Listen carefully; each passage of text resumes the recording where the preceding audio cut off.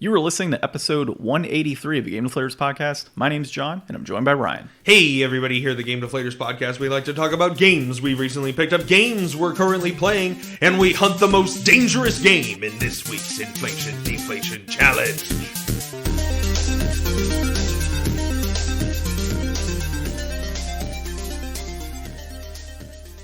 So this week we played a little bit of Manhunt on the PlayStation 2. Ryan, it's a game I've had my eyes on for a very long time, right up there with the likes of BMX XXX. Just one of those games that I've owned for a long time and never really got my hands on it to obviously try it out.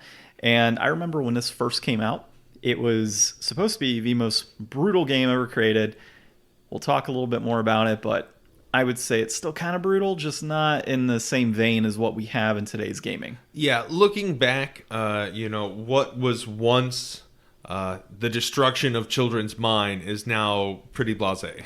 Yeah, I mean, I could see this game being one of those that would kind of have the controversy where, parents want to get rid of video games and all this other crap because of it. Totally can see that with this type of game.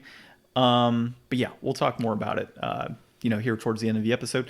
But to kick us off, you can, of course, find our podcast on the GameDeflators.com. You can find us on @GameDeflators on Twitter, @TheGameDeflators on Instagram and Facebook. And, of course, the podcast app that you are listening to right now, as well as any other application if you are not happy with your current podcast app.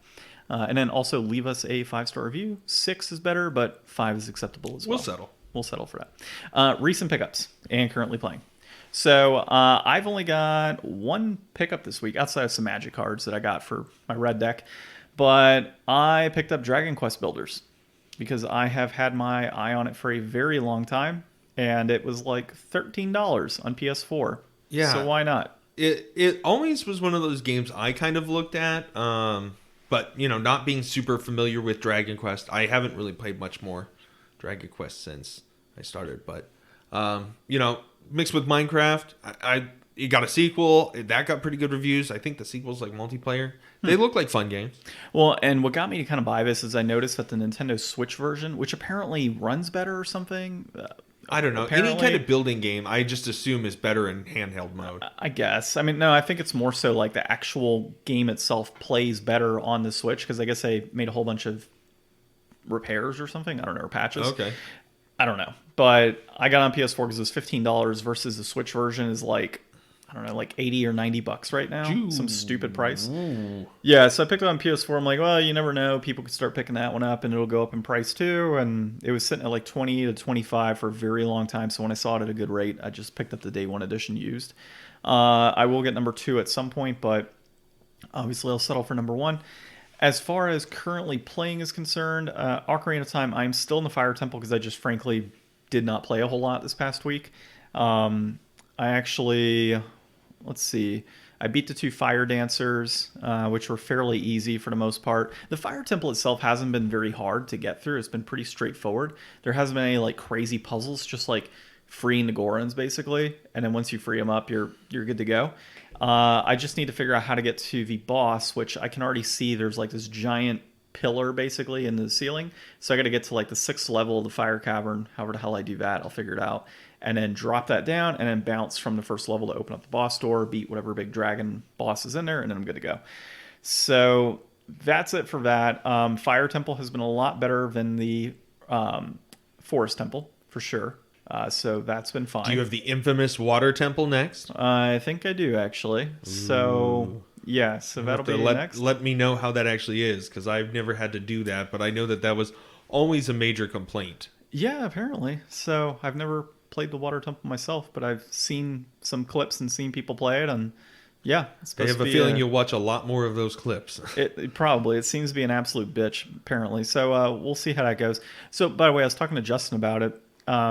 Because we had Barry on last week and we were talking about Ocarina of Time and how it's not even his favorite, and he kind of understands why I'm not enjoying it as much because of nostalgia factor.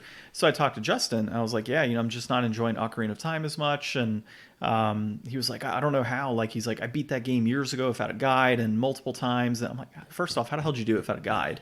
Well, that's the question I have asked so many times in my life. I feel like sometimes, guides were almost a necessity for some people, And other people, I don't know, man, they just have this power and foresight to understand the game environment in a way that I just couldn't put together as a kid, I guess. I always feel stupid looking back at like games that baffled me.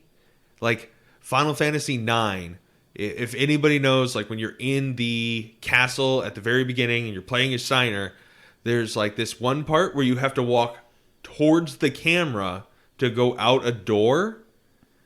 I just didn't know. Like I might have toggled off like the over door icons or something stupid. But like whatever it was, I went through like 2 rentals trying to get out of this castle. Yeah, I usually have issues with games like this where there's just frequent puzzles that just aren't like in your face. And I've talked about it where you have to go press a switch in like some opposite ass end of the dungeon and come back and it's opened up something else, right? Like those types of things are not as easy for me to kind of figure out. But when it comes down to like the Fire Temple, it's been very easy because there's been mazes, there's been areas where it's like very obvious like what you have to do. Compared to some of the other puzzles in the game. But that's the thing, like the Forest Temple's been like the first one that was like a real challenge in terms of puzzles, because the rest of them has been pretty straightforward. Like on the map, it lights up where you got to go, you go there, no problem. Or, you know, you'll see certain elements and you're like, okay, cool, that's a wall I can blow up, I got to get behind there. Or this is obviously a place I'm supposed to, you know, shoot my whatever it is, not the slingshot, but the hook shot. Yeah, so you know, Forest Temple is worse. Fire Temple's fine. Justin said that he could beat it, or he had beat it multiple times without a guide and everything. That was straightforward for him. But the one thing I did bring up to him, I said, well, you have to consider that I am in my 30s and playing this game and don't have as much time as you probably did at the age of 12, where you're done with your schoolwork and you're going to dedicate 4 hours a night to playing this game. And then on weekends, probably play 8 to 10 hours a night or day. You know, so it's just not, it's apples to oranges. Like if I played this game years ago, I might have been in a better spot because I would have more time on my hands to figure out the puzzles and like, you know, get that done. But now it's like, okay, I'm going to play for an hour and a half. I might fall asleep in the middle of playing it, or I just frankly have so much going on over the course of the day that by the time I get to play, I'm only playing for an hour. Yeah. So, and there's so many other things I need to do, especially in, you know, when you own a house, there's so much crap you have to do anyways. Yeah. So yeah, that's kind of what I noticed. Everybody goes through stuff at their own rate. Like I was talking to my buddies, and I can't wait for you to get Elden Ring so that we can kind of compare progress. But like, I'm as high a level as they are, but they're totally in the next area from where I am. Mm-hmm. And I hadn't played, like, I played like over 100 hours in like the first couple weeks, and then, or almost 100 hours in the first couple weeks, something like that. I was like level 94 and like 100 something hours in. Yeah. But I felt like I was only like halfway through the game. And like when we went back and compared at their place and I brought my Xbox over, I showed them my character and I was like, I don't know, man, like how did people beat this game in 30 hours less than I've put in? Like, and I'm assuming it's just Dark Souls hardcore people that like can just do the bosses, but I didn't feel like I had to redo that many bosses. Sometimes you just get caught up exploring in games more or something. Like you said, that amount of time that you have to dedicate, like as a child, is wondrous. I wish I could do that. I will probably play about 3 months for Elden Ring, and it's not necessarily a matter of it's going to take me a while because I can't beat it or it's too hard. It's because of the exploring component. Yeah. And wanting to build up my character and all of that good stuff and just really enjoy the game. So I'll probably put a lot more time towards that. The benefit I would have towards like Elden Ring and why I can put more time into that as well is because it would be downstairs in my house, whereas I still have the puppy, so I have to have the puppy out. And, you know, during the course of the night, she doesn't go to bed till like 11 or 12, right? Because she's still at that age where I can't lock her up at, you know, in her kennel at 9 and then wake up at 7. The whole night, yeah, exactly. My other dog, she'll go flipping 12 hours, dude. I could be sitting in bed or asleep in bed till 8:30, and she'll have gone to bed at 8 and she's all good. She's like, no problem. Like, I'll sit here 12 hours and not go outside, and she could even stay in longer if she wanted to. Mm-hmm. But yeah, the puppy just can't hold it that long. So that's kind of a big issue, and why I don't like to go upstairs, because then I got to keep my eye on her, and if she's Yeah. downstairs screwing around, a whole bunch of crap. So And that's eventually part it's of it. another trip downstairs. Exactly. And So who wants to do 2 trips on the stairs again? yeah, so I've been considering hooking up my N64 downstairs so I can play some games down there. But then I got to play it on 4K, and the quality's just not as good. So Yeah. there's that component of it as well. I mean, there's no winning in this situation for the most part, outside of playing like an hour upstairs every now and then. But the other stuff I'm playing, we're playing Apex, so a new season is out right now with a new character called Newcastle. He's a new healing character that puts up a giant shield, and he can drag the characters with him as he heals them, and the shield is up with like multiple like white shields basically. So I haven't used him personally. Justin has. But they've had some pretty good updates. Arenas is still fun. I'm enjoying it. Super hard to level up in that game. Progress through your ranks. I think I'm only silver 4 right now. But I only play like every few nights anyway. So it's not like I'm sitting here playing multiple nights in a row. You're not grinding it out. Yeah, whereas like some people are like, oh, I'm already like gold and diamond level in like 3 days in the season. I'm like, yeah, because you're playing 8-9 hours a day. Yeah. I'm not. If I did dedicate that much time, I probably would too. And then Beyond Two Souls. So we started playing that. So we beat Super Lucky Tail. Actually, a good game we talked about a while back or last week. The new game we're playing is Beyond Two Souls, which is from the likes of Detroit Becoming Human and Heavy Quantic Rain. Dream. Yeah, Quantic Dream. David Cage. When I saw you have that on here, I wanted to talk about it. Go ahead. Yeah, so I bought the Quantic Dreams collection from Walmart for like $4 a long time ago. And I bought like 3 or 4 copies of it and sold 3 of them and kept 1 for myself, and that's where this came out of. So this one is like kind of this split personality in a sense, or like this, I guess, other soul that's within this young girl, and she's able to control it or not really control it, but she has the ability to like see behind walls and see what's going on and like move this like with her mind basically. And like the other games like Detroit Becoming Human and Heavy Rain, obviously your actions that you take impact the overall story and what occurs. So we're very early on in it. We just got to the part where they have like the glass wall basically, and they're telling her, hey, we want you to see like what card is being used by this woman. And so we did that, but I went through like the crazy like screw shit up basically, and like trying to choke her and like bust windows and all this other crazy stuff with that like other soul. And it's cool because it's like, only 20% of players did this. Yeah. Only like 10% of players did this. And I do like that. yeah, so that's really a cool aspect. So I'm in like the low percentage of what people were actively doing. And so we're probably going to kind of pick that back up sometime next week. We just kind of started and we're busy the next few days anyway, so we're not going to have time to game. Is this your first of those games? No, my first one was Heavy Rain. I played on Okay. PS3 years ago. I haven't played Becoming Human yet, but I will. And then obviously it's the first time I played Beyond Two Souls. I have played what's the other one? The horror game. I forget what it's called, but it's on PS4. Until Dawn? Until Dawn, yeah. So I don't think that's Quantic. No, it's not Quantic, but it's a similar style. Yeah, similar type of game. So we have been playing Detroit Become Human.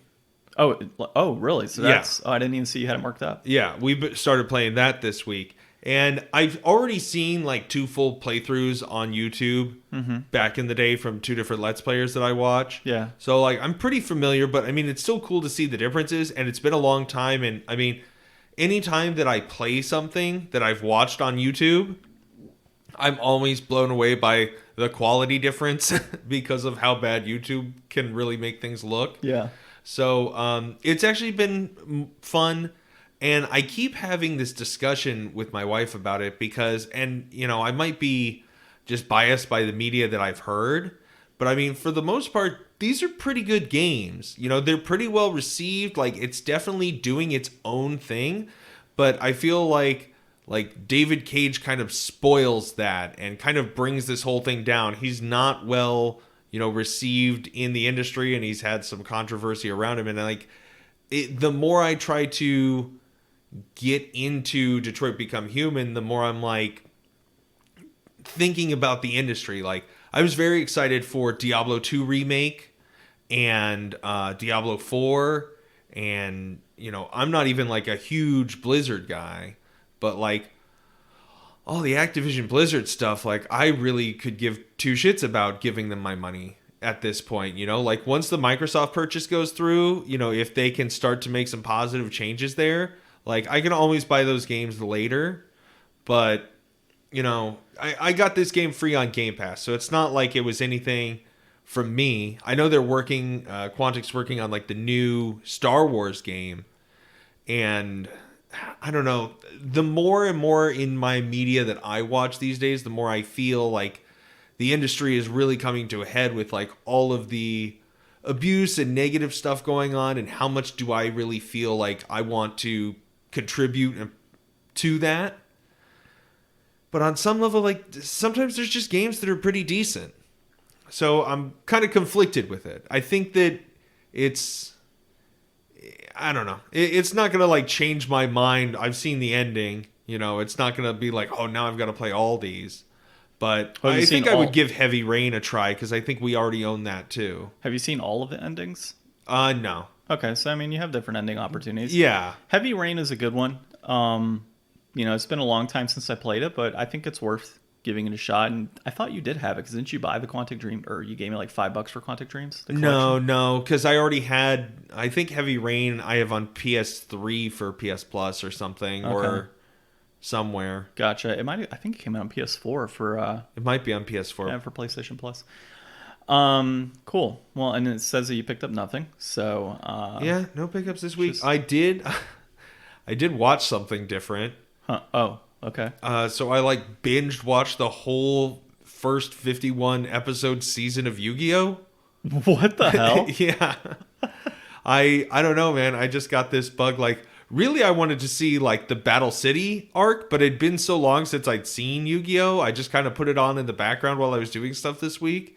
I burned all the way through, and like I didn't even remember that at the end of like the first season, there's like this whole like mini cyber space arc they go on before they even do like the Dungeon Dice Monsters couple episodes. Huh. I don't even remember that. Yeah, so I don't know. That's fun. The last time I tried anything Yu-Gi-Oh, I tried playing a Game Boy game, a GBA game. Oh, wow. And I did not know any of the rules, and the game did not feel the need to teach me. So it just killed you. It just threw me in, and I was like, I don't know what to do or how to summon.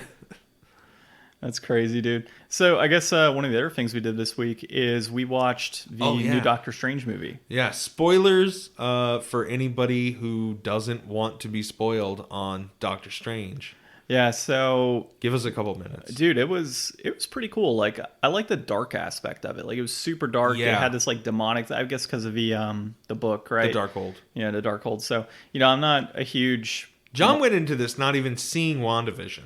Yeah, having not seen WandaVision, I just watched it because I wanted to watch it, and I liked it. It was super cool, the Darkhold component. And then what's the other book that's the opposite of it? Book of Ashini or something like that. I forgot the name. Like I'm so bad at this type of stuff. Like I don't even know Doctor Strange's like technical name. I just know Doctor Strange. I love Doctor Strange. He's like one of my favorite Marvel characters. I've probably read very little of him. I've got like 1 or 2 comics of his. Mm-hmm. But I don't know. There's something about like magic in the Marvel universe that I really dig. Yeah, Marvel's obviously not my favorite. I love the Marvel movies, like I'll watch them, but I don't read any Marvel comics. I don't really keep up with it too much. But I liked the whole multiverse component that came into play. I wish they would have had more, like put Spider-Man in it other than just referring to him. That would have been kind of cool to have him kind of come into play. But he's been in so much lately. Like, I don't know if he had time with like the Spider-Man and then the being Drake. Yeah. Never mind. I'm not going to say it on the podcast. I'll tell you afterwards the meme that I saw regarding characters in that movie. So I'll have to, I don't want to say it on here, but it was funny stuff. But, America was pretty cool. I did like the whole aspect of her, of course, finding her powers at the end and, being able to defeat the Scarlet Witch and all that good stuff. And then, of course, Wanda, dying from everything. I wasn't sure about Wanda being a villain because, like, with everything that happened in WandaVision, like, it really left it at the point where it looked like she was trying to do some creepy stuff to try to figure out how to get, what she wants back. I was kind of surprised, though, that they didn't do anything with Vision in this, but I guess that's just kind of whatever. I really would have liked to have seen more multiverse pieces. Like they did, 2 worlds basically that they went into? Yeah, it was like 2. It was just the one where Fantastic, Mr. We can say we already said spoilers. Yeah. So Mr. Fantastic and Professor X. Yeah, and all that. Yeah, like there was that world, and then that was like Earth 828, and then there's the one that's all really destroyed that he's got the Dark Stephen Strange in. Yeah, and then that was it. Like I wish there would have been they alluded to it with like the hopping and like the paint world and all this other stuff, and her talking about the first rules of multiverse traveling, all that. Like I wish we could have seen a little bit more than that. Well, I mean, like even just one other world would have been pretty cool, just to have that exploratory component. I would have been okay with like an extra 30 minutes for that movie, just to like dedicate to going to a couple other worlds. Yeah, I think I agree. Yeah, that would have been a pretty cool piece, because like they jump right into it in a sense, right? They go immediately into this whole other world, and they kind of just kick it off. You've got these various other superheroes that are chilling there, and I think they could have done something with like other worlds and it had like other superheroes where maybe villains were actually like the good guys and the bad guys were actually the superheroes, like that type of stuff. But they didn't really do too much of that. Yeah, I think they were already trying to put a lot into this movie. Like it definitely felt like one of the Marvel movies that had the most. Well, I guess not. I don't know. The pacing in this movie was really good. I thought like they really covered a lot of ground in it, and I don't know where they would have. Maybe they had more plans for that kind of stuff, but it was just going to be too long because it's not a short movie. True. Maybe they'll have like an extended edition at some point that kind of adds to that. One other thing before we jump into our articles this week that we're going to be looking at. The battle with the music notes and stuff. That was so cool. I was not a fan of it, dude. What? I just didn't like it. I felt it was kind of... I don't know. I just would have rather seen something else. Like the music notes and like hitting each other music notes. And them like it just seemed kind of dumb to me. That was so cool. And I bet Danny Elfman had like a ton of fun with it. I was not a fan of that. Like I wish they would have done something else. You're going to get us in trouble. I probably will. Actually, you know what? Everybody leave a comment saying that John's in trouble. Yeah. # John's in trouble. All right. You want to go to the kennel? Yeah, my dog for kennel. Dude, you say that on here, people are going to think we're into some weird shit. Okay, so this week we're going to be talking about Silent Hill. So apparently there was a leak of some images, and there was a DMCA strike that was made on those images. So yeah, pretty much all but, prove that it's going to be happening.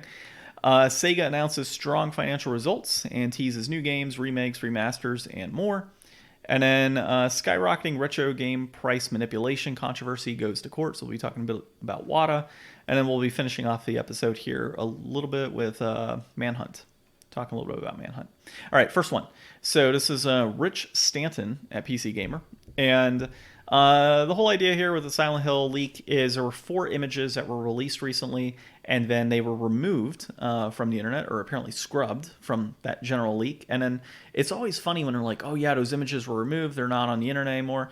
And then they're like, but here's an article where you can link to see the images that were removed. It's because nobody wants to host the images on their site because then they'll get DMCA'd. Yeah, no, I get it. But it's just interesting because like, I click the link within this article I read, and it goes to another website, of course, where those images are. But the fact they're like, oh, scrubbed from the internet, blah, blah, blah. So, and the fact that they're still up. Yeah. So that's what's always funny, too. It's like, okay, nothing ever leaves the internet. No, I know. Nothing ever leaves the internet. At some point, they just kind of stop caring.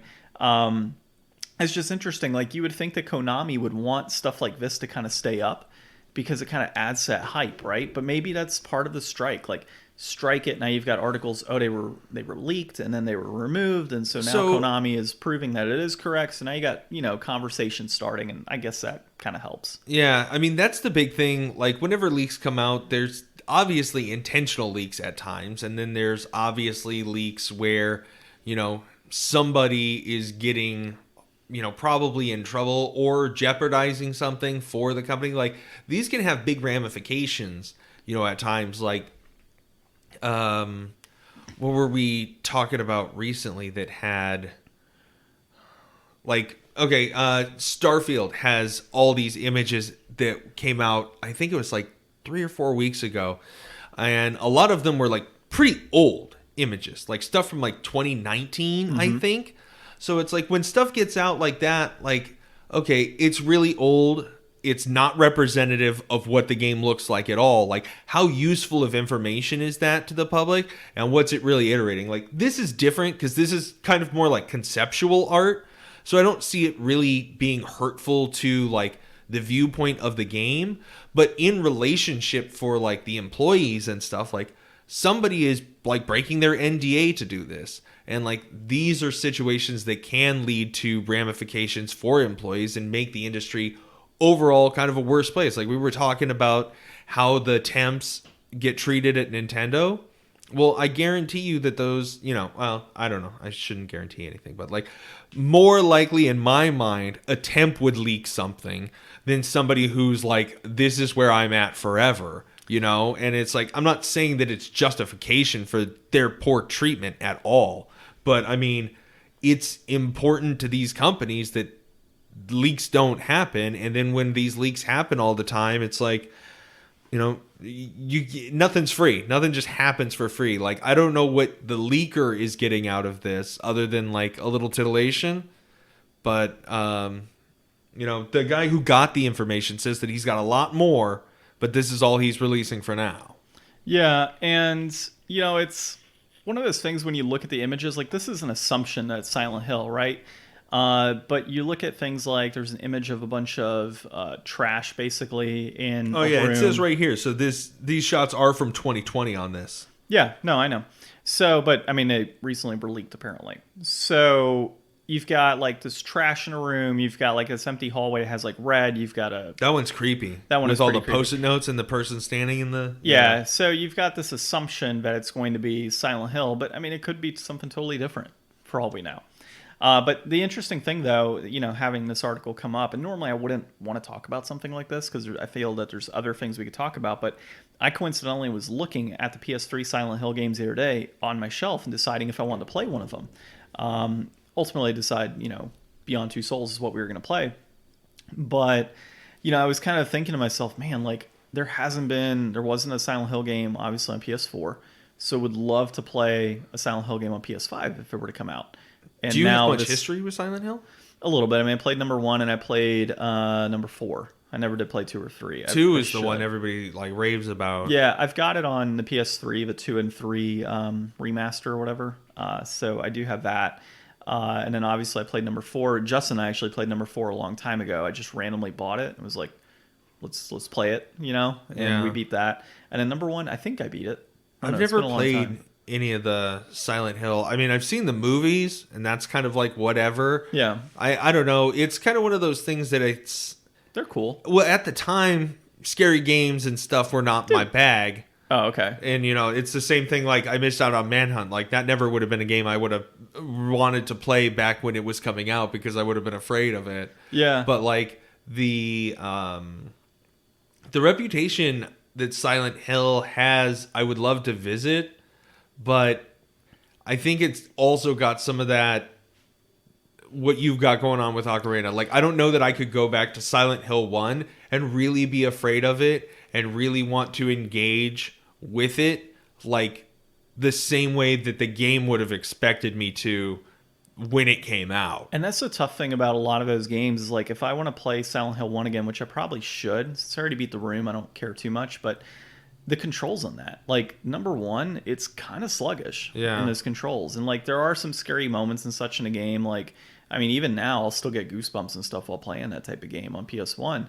But I don't know, there's just something about it, man. Like, going back that sluggish type of gameplay on PS1 for that style of game, when you have things like what are out today, it's so difficult. Like, I almost really wish that, honestly, I kind of wish this is just a remake of Silent Hill 1. Yeah, or I would be I think 100% it okay said with that. in here one of those images has some like Britishisms Yeah. in it or something, or a reference to Monty Python. I think it was. So there's some speculation this could be set in England somehow, which is weird because Silent Hill is like a place. It's like a town that had like a coal fire under it or something. So I don't know if they just have like that. No, that's New Silent Hill. We're going to Old Silent Hill. Yeah. New Silent Hill. We're going to just Silent Hill. Yeah. So New England and England. Ye Old Gotcha. Silent Hill. Yeah, Ye Old Silent Hill. So I mean, whatever comes out on here, I'm going to be pretty excited. I do hope it is a remake of number one. I doubt it because, like you said, the Britishisms that are tied to it. But we'll see. Okay, next thing here is Sega announced a strong financial quarter, and they are teasing new games, remakes, remasters, and more. And this is, I cannot read that name, dude, even from here. This is Giuseppe Nelva. Okay, cool. At Twinfinite. Twinfinite. Yeah, we haven't done a Twinfinite article in a long time. So basically, Sega had good results financially this past quarter, and they're kind of looking at it as like their revitalization of their pachinko machines and all that other cool stuff that they do overseas. And I know they had recently closed down like an arcade or something last year because we were talking about that. Yeah, I think like all the Sega arcades, the big ones are dying. So it's interesting that, to see that they're getting some strong results here. I imagine a lot of it's tied to COVID and people getting back out and such, and some of the money coming in from there. But I would also, and they mentioned like the games aspect. Like, yeah, it's their biggest growth market. Yeah. Imagine that, a games company benefiting from the growth of gaming industry. Yeah, and it helps them that they have the Sonic movie and stuff out as well. I don't know how much they see from that. But That's the best thing they've done. But it makes you wonder if they're going to expand upon like Sega franchises into movies. Like a Streets of Rage movie, for example, might be pretty cool as well. It'd probably be terrible compared to Sonic, but I don't think it would have the market grab. Maybe not. I mean, it'd be a smaller one for sure. It wouldn't be like Sonic, but if you can take those IPs that you have as Sega and expand upon them in like that real life movie situation, you're going to get a greater foothold of people looking to purchase those games, obviously. And then potentially gravitating them towards what they're saying here is a potential streaming service down the road. And I guess NFTs are still a thing for them, even though there's been a major drop off in NFTs as of late. Yeah. So that's the one thing that I think is like, I hope that they're not going to try to double down too hard on that. Like we just heard with the Square Enix, sale of some of their properties and stuff, that they're trying to redouble down on NFTs and stuff. And I just don't see that going well with how successfully we've kind of beat back the NFT bros at this point. Like that is NFT really market, dying. Yeah, the NFT market is not doing so good from what I know. And it's right up there with like cryptocurrency drops at this point, It's just one of those things that people say it is a future, and maybe it is, but the future is not always now. Exactly. And NFTs are so dumb, dude. Like Justin was showing me the other day, he's like, look, this guy purchased these NFTs, like this artwork, right? And he's like, you know what I did? I copied and pasted. Now I have the artwork too. Like, how dumb is that? You say, oh yeah, I own the original file, it's whatever. Like, that's just stupid. Well, it's like that guy who bought the first tweet. Yeah. He bought it for like $2 million and tried to sell it for like $30 million, and the best offer he got was like $16,000. Yeah, I mean, there's just stupid crap like that. It just, I just don't I mean, maybe it's because I don't understand it, but at the same time, I just don't think like it doesn't belong in gaming right now. Is the biggest problem. Well, but the whole concept of like you own a digital piece of media, like.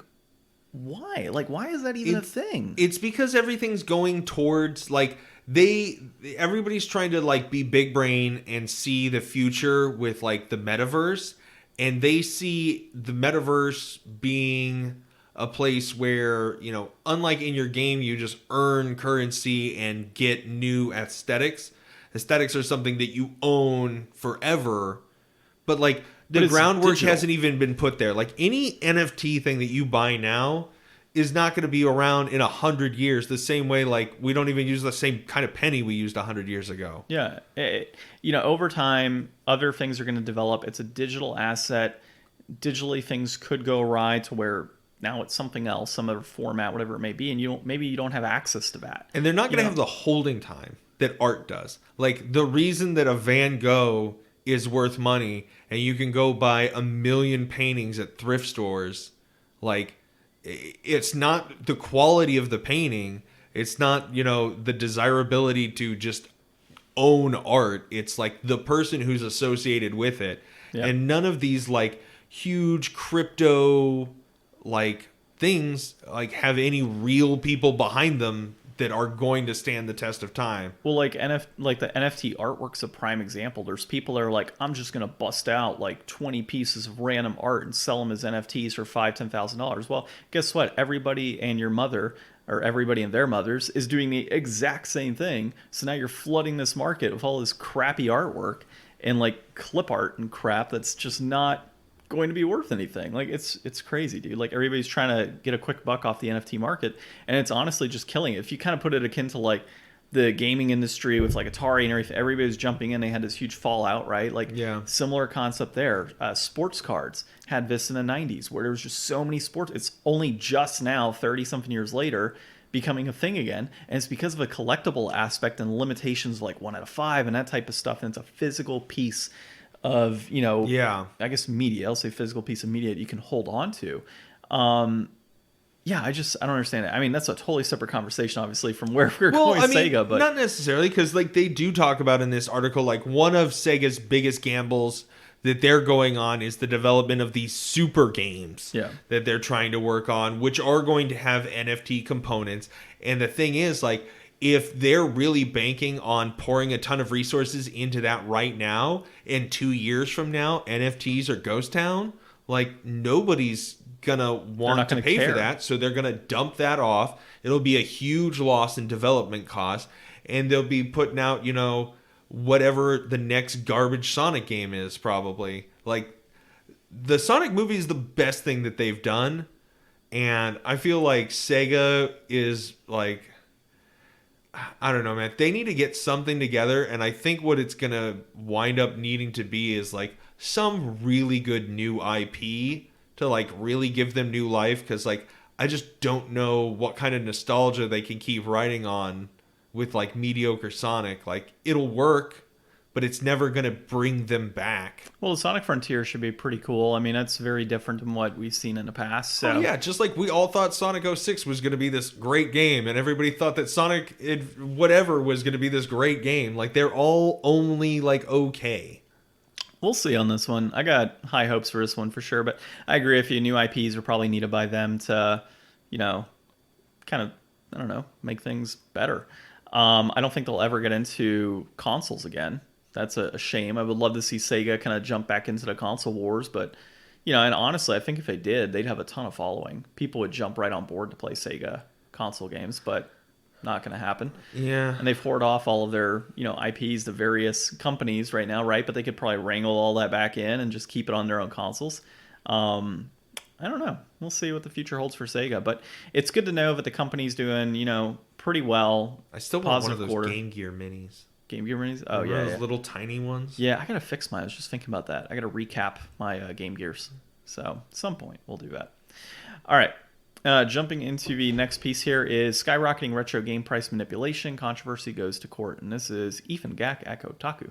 So, Wata Games, there is a lawsuit that was opened against Wata Games that is pretty much against like racketeering, long periods of time for games to be returned to people. The other aspect is hyperinflation that has been done on purpose, obviously, so manipulating the market.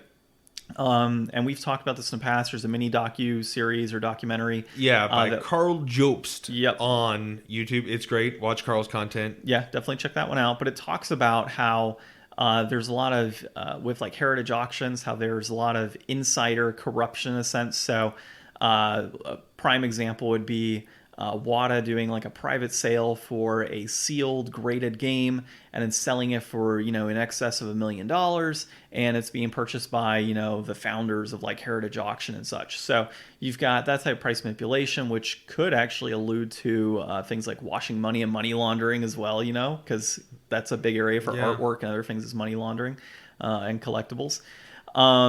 So it talks about that, and then it goes into even a better example of where the founder of Wata went on Pawn Stars and quoted one of the games that was on there as being worth 2-3 times what it actually sold for in auction. And then they refer back to like other auctions that had taken place outside of Heritage for like the same type of games, even like better graded games that are selling for significantly less money. And so the writing's on the wall, man. Like total manipulation by those two organizations in particular. And definitely watch it makes complete sense when you watch like the documentary series on this.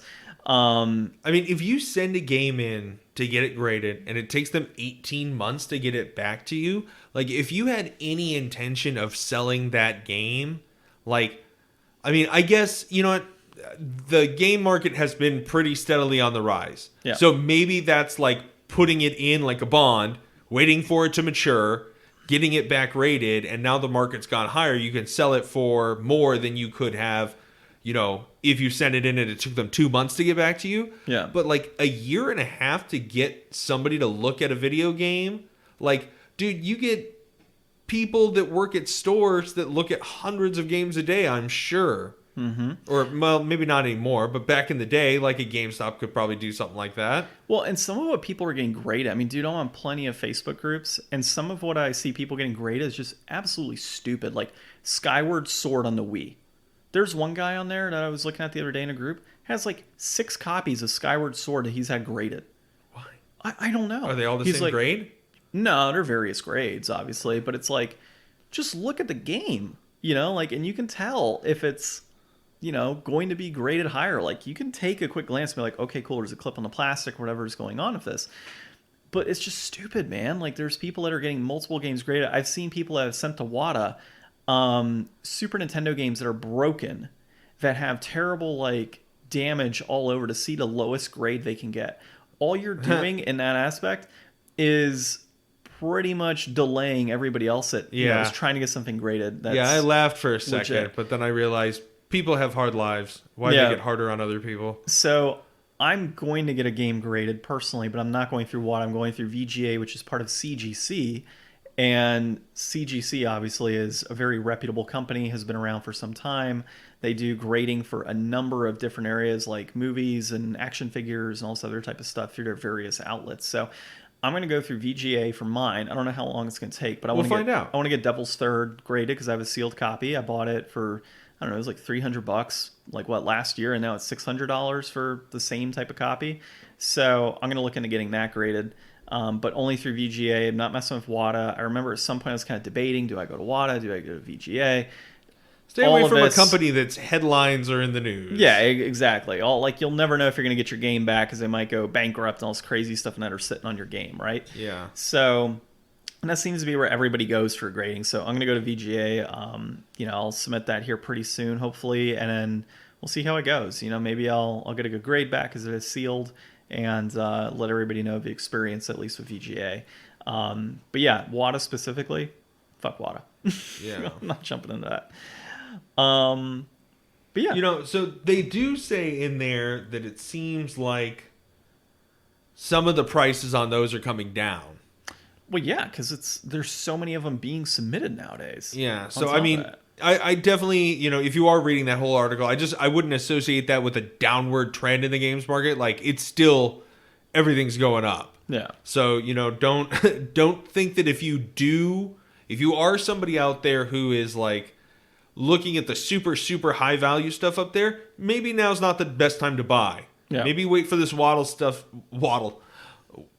stuff to settle. And then if you're a normal game collector paying reasonable prices for actual games you want to buy and not just really fancy shelf dressing, things are going up. Buy now. Yeah. Well, and like Devil's Third, dude, I bought that specifically as a shelf dressing piece. Yeah. Because I knew it was a harder to come. It's only on the Wii U. Very limited in terms of overall sales on Wii U to begin with. It's a game that was advertised, right, as a mature rated game on the Wii U. I think it's first party Nintendo. Yeah. If I recall. And I think a limited print run. So it's not like a ton of games sold on there. It's a good one. Yeah, it's one of those, it's like, it's worth having picked that one up as a shelf dressing piece for a collection, because that is down the road. And it's been 10 years or so since the Wii U came out, 10 plus years. So, yeah, I mean, given the value it's at right now, 10 years in, imagine it at like PS1 age, what something like that's going to be. I mean, you got PS1 games that are $400 or $500, but like, what is Devil's Third going to be 10 years from now? And that's just a cool thing to say you own that. And that's why I bought it, specifically for that. So, yeah, as long as I knew exactly what I was intending on purchasing it for, I think it's okay. All right, diving into Manhunt. So, we'll talk a little bit here on that, give our overall review. But Manhunt was developed by Rockstar North. It was published by Rockstar Games, released in 2003 of November of 2003. I mixed that one up. I went the British. November. 2003 of November, which is pretty much same thing, I guess, right? Game type, it is a stealth psychological horror with a reception around an 8. So, as we said earlier, this is a game that I've had my eye on for some time. I've owned it for a long time. I own Manhunt 2 as well. I think I even have it on the Wii, and just haven't played on there. Gotta say, I was a little disappointed, man. Yeah. I think the big thing for me that really killed it wasn't necessarily the gameplay, because the gameplay was relatively fun.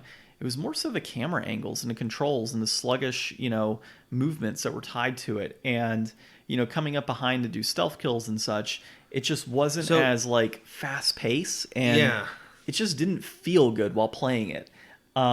Despite it being cool. I mean, it is a cool game. And the concept is, and I know you read the wiki, so you can dive into some of that. But, the concept is you are like this former prisoner who was apparently killed or something, and we're supposed to be executed, but you they weren't. Faked your death. Yep, and now you're so that in this movie. They could put you in. This guy is like making you murder all these like gang members and stuff while they're trying to hunt you down and kill you to like make a snuff film. So each of these like segmented areas is like another scene. Yeah. In the movie, and like it's got like camera aesthetics and stuff going on sometimes, like CRT like scrambles on the screen or whatever. When we booted it up, we actually had it plugged in wrong, and it was all black and white, and I was like, no, that's gotta be how it's supposed to be. It's like CCTV. Yeah, so Ryan's like, yeah, CCTV, man, it's all good. I'm like, Ryan, but it says red, green, and blue, and it's clearly trying to show a different color. So I had it plugged in because I've done it before. I had the yellow, red, and white cables plugged into the component section on TV because it's worked for me in the past. I've been able to use component as AV, but I guess in this case, it does not work on that TV. It works on my 4K, but not on the 1080p, which you'd think it would.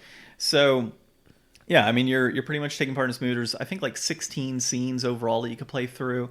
You could pick up various weapons to obviously kill these gang members that you're hunting down or / hunting you, but you have like a plastic bag that you can put over the head. You've got glass shards that you can use to like stab them and such. There's, I think, some sort of shiv that we picked up at some point. Multiple baseball bats that you can use. You can actually keep beating them until their head pops, basically.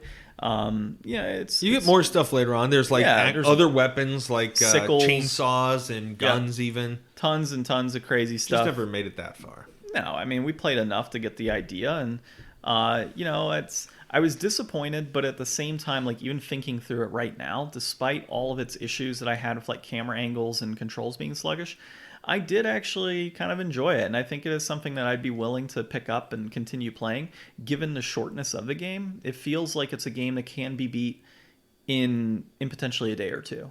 So, yeah, and I could get into some of that with some of the controversy and kind of my feelings on it. Like, I never played this game. I saw it in magazines and stuff. I've always heard about it. It's kind of like one of those games. It's like, oh man, dude, this game got like banned everywhere. Like it was supposed to be NC-17 or whatever, or what is it? AO.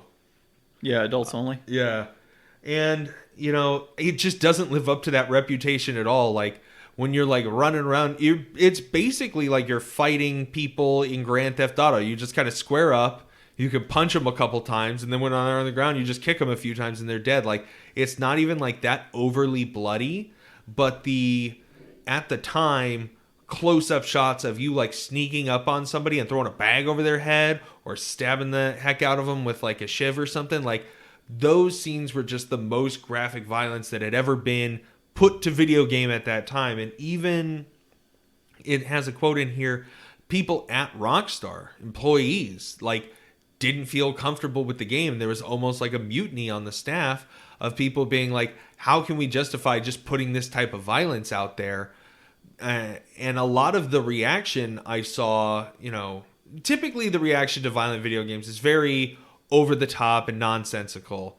And I'm not saying that that's not the case here, but the way they frame it is that this game, and I think it's because of the stealth, sluggish nature, the really only successful, good way to play through the game and the way to get the most points is to sneak up quickly and violently and use these like cutscene kills over and over and over again. And it even basically says that in the manual, like almost verbatim, that that's the way to play this game. So a lot of the controversy comes from the fact that the game isn't really hard. It's just a game that you could sit somebody down in front of and just expose them to these, like, at the time, very over-the-top graphic violent images over and over and over again in quick succession with almost no justification or anything like that. So, I mean, it doesn't, in my mind, have a lot to live up to. Like, it's definitely a thing that happened and will be remembered, and I'm not saying that, like, we should censor it or get rid of it, but I think that violence in video games has come so far that, like, it's better with better context. Like, God of War has, like, brutal violence, but, like, there's so much heart and stuff going on in those games that make it, not as just violence for violence sake, even though it seems that way sometimes. And I think it's a lot more digestible in that manner. Yeah, I totally agree with that. And, it does make me wonder if we ever will see something like a Manhunt 3 because of the nature of this game.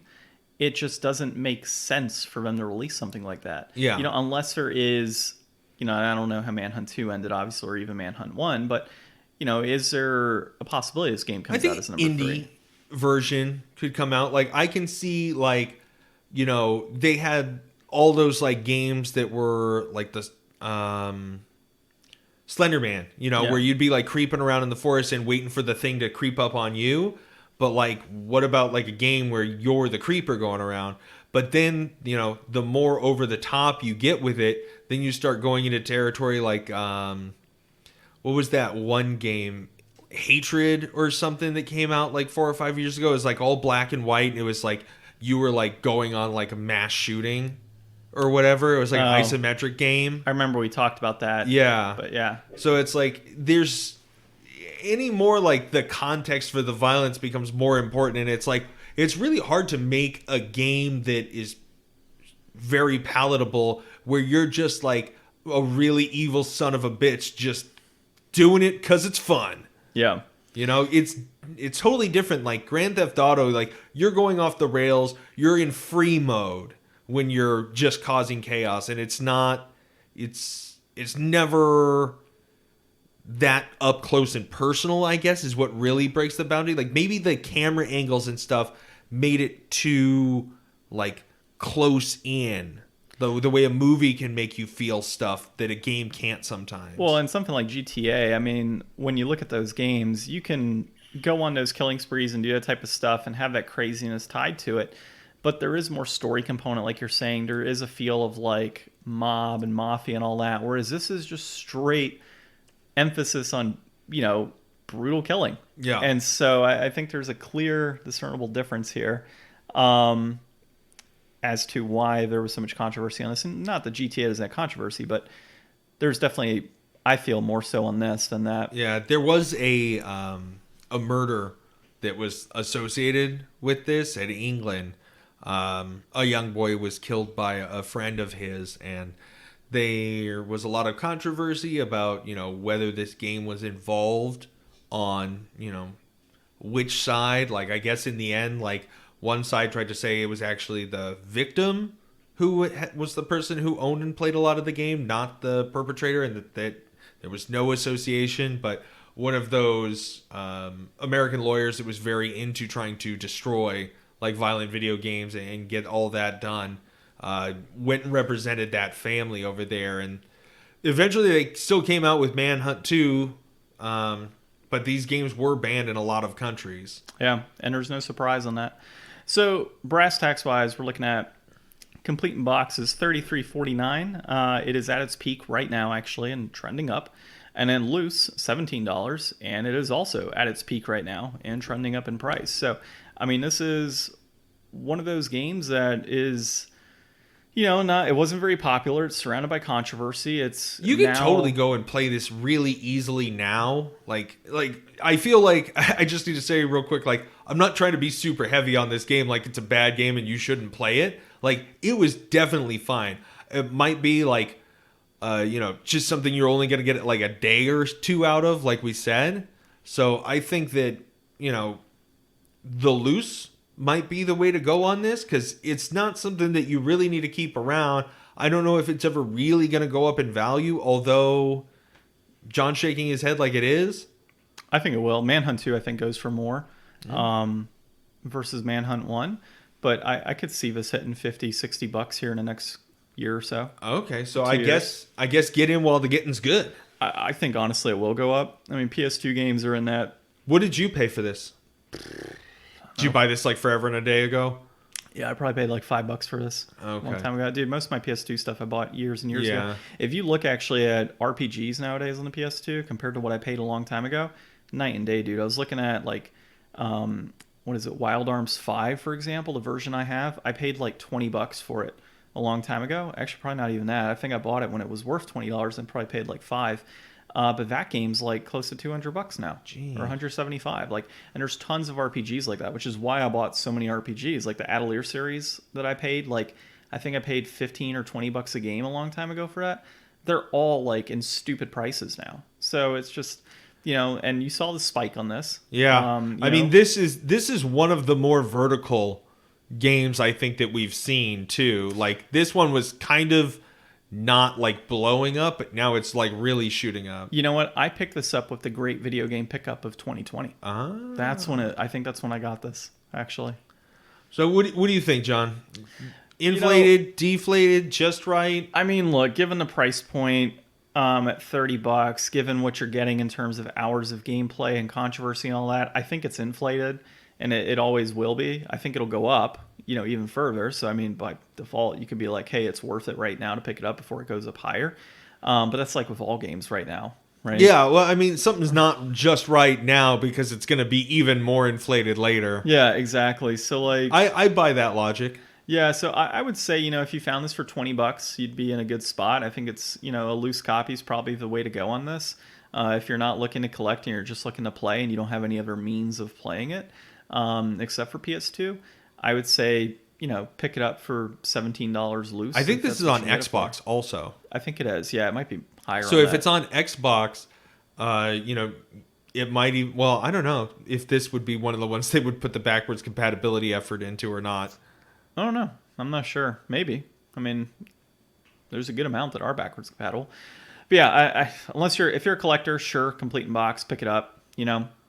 If it's something that you've had your eye on for some time, I don't see it going down anytime soon, like most games.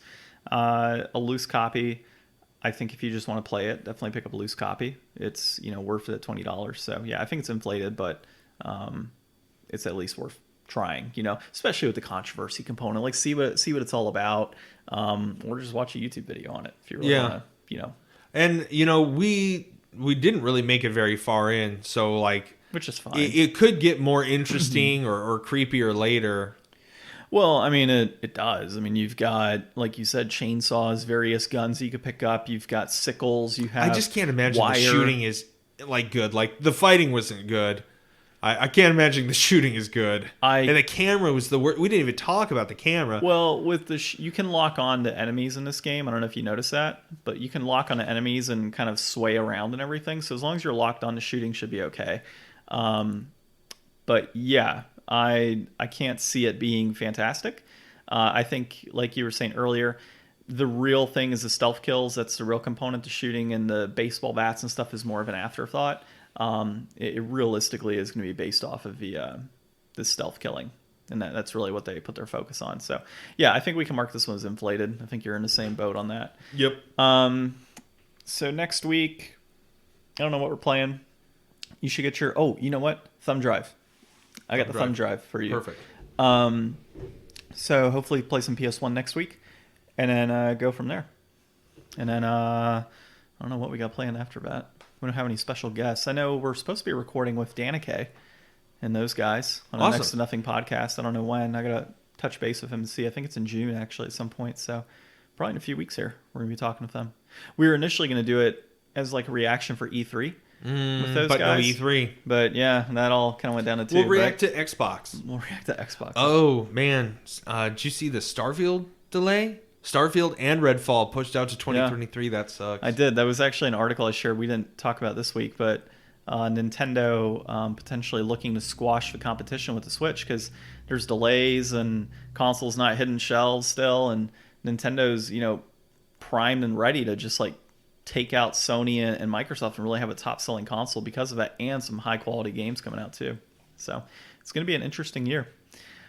All right, well, this has been episode 183 of Game Deflators Podcast. My name's John. I'm Ryan. And thanks for listening.